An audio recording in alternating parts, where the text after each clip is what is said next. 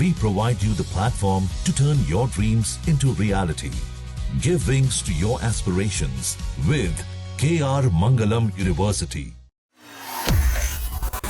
5 राज्यों के विधानसभा चुनाव में भले ही केरलम में कांग्रेस गठबंधन को फतह मिली हो, लेकिन इसके बाद भी बंगाल, असम, तमिलनाडु और पुडुचेरी में जिस तरह से कांग्रेस को हार का सामना करना पड़ा, उससे विपक्षी खेमे में बहुत बड़ी मायूसी दिखी है। और ये बात अलग है कि इन चुनावों में कांग्रेस ने कुछ खोया नहीं बल्कि पाया ही है। केरलम में उसकी जीत के बड़े मायने हैं, वो भी तब जब बंगाल और तमिलनाडु में विपक्षी दल ढेर हो गए। ऐसे में कांग्रेस की जीत विपक्षी खेमे में उसकी बढ़त बनाए हुए है और ये वजह है कि हार पर अक्सर कड़ी प्रतिक्रिया देने वाली कांग्रेस नतीजों के बाद बहुत सधी हुई प्रतिक्रिया दे रही है। कांग्रेस के नेता राहुल गांधी ने केरलम की जीत पर राज्य के लोगों को धन्यवाद दिया। वहीं कांग्रेस के महासचिव जयराम रमेश ने कहा कि केरलम को छोड़ दें तो अन्य नतीजे हमारी उम्मीदों के अनुरूप नहीं है, लेकिन हम न निराश हैं और न हताश। हम विचारधारा की लड़ाई लड़ रहे हैं, जल्द ही हम नतीजों का गहराई से विश्लेषण करेंगे। कांग्रेस असम में भी जीत की उम्मीद लगाई थी, हालांकि नतीजों के बाद पार्टी नेताओं का कहना है कि परिसीमन के साथ राज्य में कमजोर संगठन और नेताओं के बीच आपसी गुटबाजी हार का एक बहुत बड़ा कारण है। बंगाल और तमिलनाडु में कांग्रेस कहीं लड़ाई में नहीं थी, ऐसे में वहां की जीत हार का उस पर कोई फर्क ही नहीं पड़ता। बंगाल में तो 2021 में भी कांग्रेस को मुंह की खानी पड़ी, कांग्रेस का खाता भी नहीं खुला और इस बार भी पश्चिम बंगाल में जनता ने कांग्रेस का साथ नहीं दिया। वैसे भी बंगाल में तृणमूल और कांग्रेस ने अलग अलग ही चुनाव लड़ा और इन चुनावी नतीजों पर अभी भले ही विपक्षी खेमे में मायूसी हो, लेकिन जल्द ही विपक्षी दलों के बीच इस करारी हार को लेकर घमासान देखने को मिल सकता है। एक्सपर्ट्स कहते हैं कि यह घमासान राष्ट्रीय स्तर पर अपनी उपस्थिति दर्ज कराने को लेकर दिखेगा, वहीं पार्टी के भीतर अंदरूनी खींचतान को भी दिखाएगा। खास करके तमिलनाडु में द्रमुक के भीतर स्टालिन के वर्चस्व को लेकर परिवार के भीतर ये खींचतान दिख सकती है। वहीं तृणमूल के भीतर भी आपसी टकराव बड़े तेज हो सकते हैं।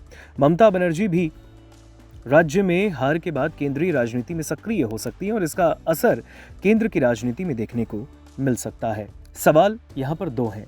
क्या बंगाल में तृणमूल और तमिलनाडु में द्रमुक की करारी हार के बाद विपक्षी खेमे में घमासान बढ़ेगा? क्या कांग्रेस ने असम में हार के पीछे परिसीमन तो बंगाल में पार्टी के कमजोर संगठन को जिम्मेदार ठहराया? देखिए, जिस तरीके से 5 राज्यों के विधानसभा चुनावी नतीजे आए, इसमें भारतीय जनता पार्टी की प्रचंड लहर देखने को मिली। बंगाल में, असम में, पुडुचेरी में बीजेपी ने जीत का कमाल किया है और दूसरी ओर कांग्रेस को मुंह की खानी पड़ी। अगर आप केरलम को छोड़ दें तो केरलम में ही कांग्रेस गठबंधन को जीत मिली है।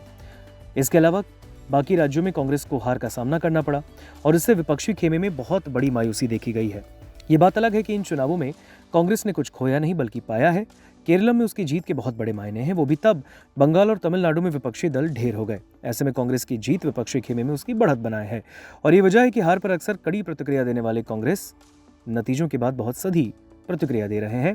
कांग्रेस के सांसद राहुल गांधी ने केरलम की जीत पर प्रदेश के लोगों का धन्यवाद किया। कांग्रेस के महासचिव जयराम रमेश ने भी केरलम की जनता को शुक्रिया कहा है और केरलम को छोड़ दें तो अन्य नतीजे उनके उम्मीदों के अनुरूप नहीं है, ऐसा उन्होंने कहा। लेकिन उन्होंने कहा कि वो न निराश हैं और न ही हताश। वो विचारधारा की लड़ाई लड़ रहे हैं और जल्द ही वो नतीजों का गहराई से विश्लेषण करेंगे। आपको बता दें, कांग्रेस असम में भी जीत की उम्मीद लगाई थी, हालांकि नतीजों के बाद पार्टी नेताओं का कहना था कि परिसीमन के साथ राज्य में कमजोर संगठन और नेताओं के बीच आपसी गुटबाजी हार का एक बहुत बड़ा कारण बनी। बंगाल और तमिलनाडु में कांग्रेस कहीं लड़ाई में नहीं थी और ऐसे में वहां की जीत हार का उस पर कोई फर्क नहीं पड़ने वाला।